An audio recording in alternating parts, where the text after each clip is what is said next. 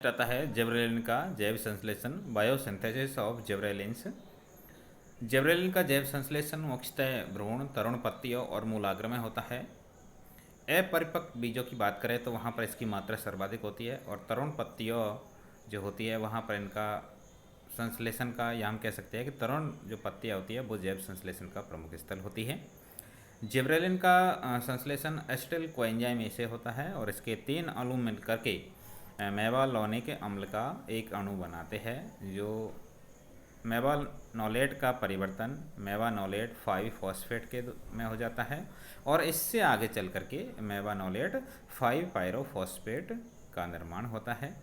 मेवानोलेट 5 pyrophosphate से isopentyl pyrophosphate का निर्माण होता है, और इसके 4 मॉलिक्यूल मिलकर के एक डाइटर्पिन का संश्लेषण करते हैं, डाइटर्पिन का निर्माण करते हैं, और इसी से आगे चल करके कॉपेलाइल पायरोफॉस्फेट का निर्माण होता है, और बाद में इसी से आगे चल करके कोरिन का निर्माण होता है, जिसमें कि 4 वलय होती है। कोरिन के चरणबद्ध ऑक्सीकरण में कोरिनोल तथा कोरिनिक अम्ल का भी निर्माण होता है, ये दोनों बनते हैं, और कोरिनिक जो अम्ल होता है उसी से अंततः जिबरेलिन का निर्माण होता है। और जिबरेलिन के बायोसिंथेसिस का वैसे देखा जाए तो अभी तक जो है पूर्ण परिपथ जो है, या हम कह सकते हैं पूर्ण इसका बायोसिंथेसिस किस प्रकार से होता है उसके बारे में संपूर्ण जानकारी जो है अभी तक नहीं है। यहाँ पर देखिए डियर स्टूडेंट, इसको एक शॉर्ट फॉर्म में, एक सारांश के रूप में आपके समक्ष यहाँ पर इस स्लाइड के अंतर्गत दिखाया गया है। नेक्स्ट आता है जिबरेलिन का स्थानांतरण जो है, ट्रांसलोकेशन किस प्रकार से होता है। तो हमने पढ़ा था कि ऑक्सीजन का जो स्थानांतरण होता है वह ध्रुवीय होता है, पोलर होता है, और सामान्यतः जो है बेसिपिटल क्रम में होता है। तो यहाँ पर हम देखते हैं कि जिबरेलिन का जो स्थानांतरण होता है वह नॉन पोलर होता है, अध्रुवीय होता है, और फ्लोएम के द्वारा तथा जाइलम के द्वारा बेसिपिटल और एक्रोपिटल दोनों ही दिशाओं में इसका जो है ट्रांसलोकेशन होता है।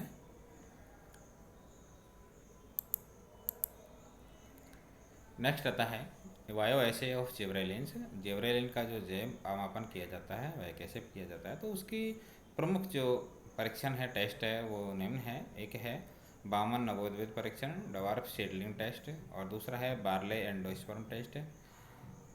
तीसरा आता है avena leaf test, and next आता है coleoptile elongation and sex expression.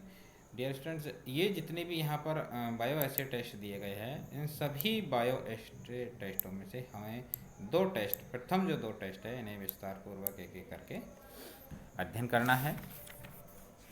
जिसमें पहला आता है डवार्फ सीडलिंग टेस्ट, बामन नवोद्भिद परीक्षण। मक्का और मटर के अंतर्गत जीन उत्परिवर्तन हो जाने के कारण जिबरेलिन हार्मोन की कमी हो जाती है, और जिबरेलिन हार्मोन की कमी के कारण मक्का और मटर के कुछ स्ट्रेन, कुछ विभेद जो है बौने रह जाते हैं, और कुछ विभेद जो है सामान्य लंबाई के होते हैं।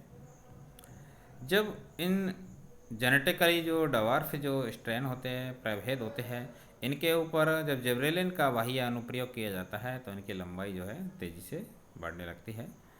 इस परीक्षण के लिए सर्वप्रथम जो डवार्फ म्यूटेंट स्ट्रेन है उसके बीजों को भिगो करके उगाया जाता है।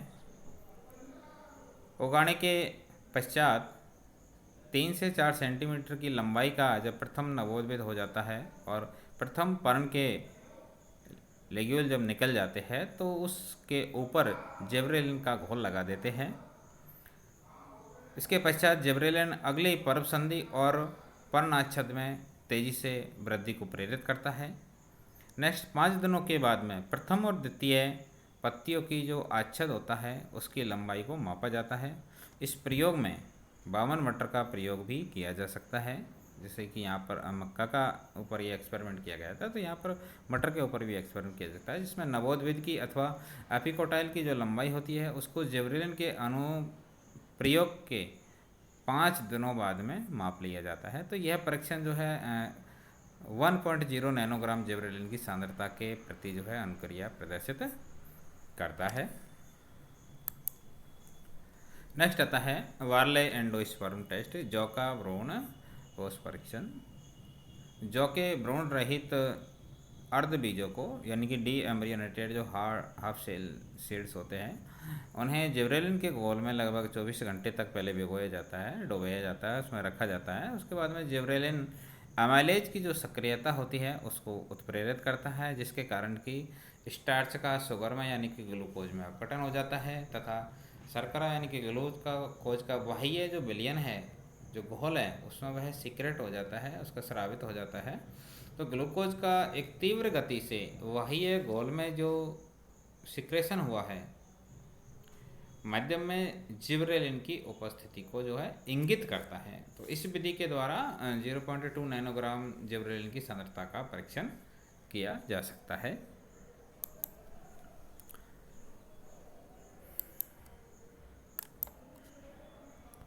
नेक्स्ट आता है जिबरेलिन के कार्य की प्रभाव। ऑक्सीजन की भांति जिबरेलिन भी अत्यंत कम सांद्रता पर ही जो है कार्य की प्रभाव दर्शाते हैं। ऑक्सीजन और जिबरेलिन के कुछ प्रभाव जो है समान भी है, जैसे कि कैम्बियम की सक्रियता का उद्दीपन, आरएनए और प्रोटीन का संश्लेषण या कोश का दीर्घीकरण या एनिसेक्फलन, ये कुछ ऐसे कार्य हैं जिनको ऑक्सीजन के द्वारा ही उत्प्रेरित किया जाता है और जिबरेलिन के द्वारा भी ये प्लांट में देखने को मिलते हैं। सर्वप्रथम आता है पहला इसका फिजियोलॉजिकल जो कार्य है वो है पर्व दीर्घीकरण, इंटरनोड ग्रोथ। जिबरेलिन का ये एक प्रमुख प्रभाव है। जिबरेलिन के पौधों में दीर्घीकरण या हम कह सकते हैं स्तंभ की लंबाई में वृद्धि को प्रेरित करने का जो ये प्रभाव है, ये उन पादपों में अधिक स्पष्ट रूप से दिखाई देता है, उन पादपों में अधिक स्पष्ट होता है जो कि आनुवंशिक रूप से जो है डवार्फ होते हैं, बामन होते हैं।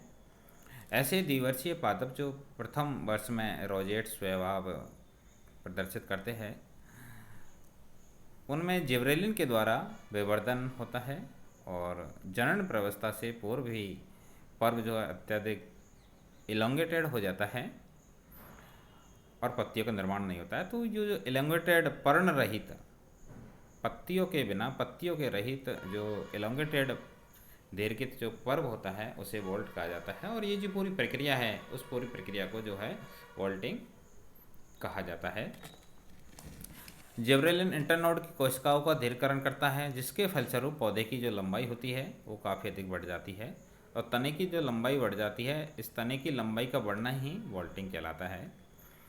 इसके उपचार द्वारा वैसे जेनेटिकली जो डवार्फ प्लांट होते हैं, आनुवंशिक रूप से जो बौने पौधे होते हैं, उनको भी लंबा किया जा सकता है। यानी कि जिबरेलिक एसिड जो है आनुवंशिक रूप से जो बौनापन होता है उसे दूर करने में काम में आता है, काम में लिया जाता है, जैसे कि मटर में, अरहर में। नेक्स्ट आता है लॉन्ग डे जो प्लांट होते हैं उनमें पुष्पीकरण करना, छोटे दिनों में पुष्पीकरण करना। जिबरेलिक एसिड के छिड़काव करने से जो लॉन्ग डे प्लांट होते हैं ना, वह छोटी जो प्रकाश अवधि होती है उस छोटी सी प्रकाश अवधि में भी जो है उनमें पुष्पीकरण की क्रिया जो है कराई जा सकती है। यहाँ पर एक बार हम थोड़ा सा ध्यान देते हैं कि जो इंटरनोड ग्रोथ है यानी कि पर्व दीर्घीकरण है, इसका जिबरेलिक एसिड के द्वारा जब इंटरनोड एलोंगेशन कराया जाता है तो इसका प्रमुख जो महत्व है वो है गन्ने की फसल के अंतर्गत, क्योंकि गन्ने की फसल के अंतर्गत इंटरनोड की लंबाई को बढ़ा करके उसका प्रोडक्शन जो है, उसका जो उत्पादन है उसे बढ़ाया जा सकता है। और इसी प्रकार से पत्ता गोभी की जो गुलाबवत यानी कि रोजेट प्रकृति होती है उसे भी यहाँ पर जिबरेलिक एसिड के छिड़काव के द्वारा दूर किया जा सकता है और यह जो प्रभाव है ये कि वोल्टिंग प्रभाव कहलाता है। नेक्स्ट आता है पार्थेनोकार्पी यानी कि अनिषेक फलन। अनिषेक फलन यानी कि बीज रहित फल प्राप्त करने में ऑक्सीजन का भी उपयोग किया जाता है और जिबरेलिन का भी उपयोग किया जाता है, लेकिन बिना निषेचन के अंडाशय से फल की प्राप्ति को जो है पार्थेनोकार्पी यानी कि अनिषेक फलन कहा जाता है। जैसे कि हम देखते हैं कि जो पुष्प का जो मादा भाग होता है जिसमें स्टाइल स्टिग्मा और ओवरी पाया जाता है, तो ओवरी के अंतर्गत जब ओवरी पर ऑक्सिन का या जिबरेलिन का छिड़काव कर दिया जाता है तो उसका जो अंडाशय होता है वह फल में परिवर्तित हो जाता है, लेकिन उस वह बीज रहित होता है, उसमें बीज नहीं बनते हैं। दोनों की यदि हम तुलनात्मक रूप से देखें दोनों को, तो ऑक्सिन की तुलना में जिबरेलिन इस कार्य को 500 गुना अधिक दक्षता के साथ में करता है, यानी कि अनिषेक फलन में जो है जिबरेलिन हार्मोन अधिक प्रभावी होता है ऑक्सिन की तुलना में। नेक्स्ट आता है शीतोपचार।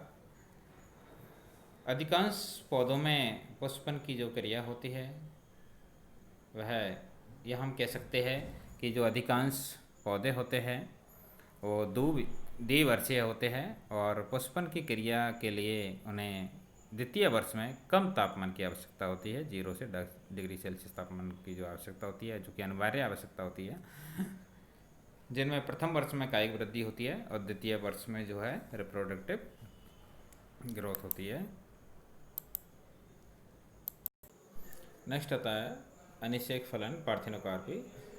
पार्थिनोकार्पी जिबरेलिन हार्मोन के द्वारा और ऑक्सीजन हार्मोन दोनों, ऑक्सीजन और जिबरेलिन दोनों के द्वारा पार्थिनोकार्पी को उत्प्रेरित किया जाता है, यानी कि बिना निषेचन के अंडाशय से फल की प्राप्ति जो है इनके द्वारा की जा सकती है, यानी कि बीज रहित फलों को प्राप्त किया जा सकता है। लेकिन ऑक्सीजन हार्मोन की तुलना में जिबरेलिन हार्मोन इस कार्य को 500 गुना अधिक दक्षता के साथ में करता है। नेक्स्ट आता है शीतोपचार का विकल्प।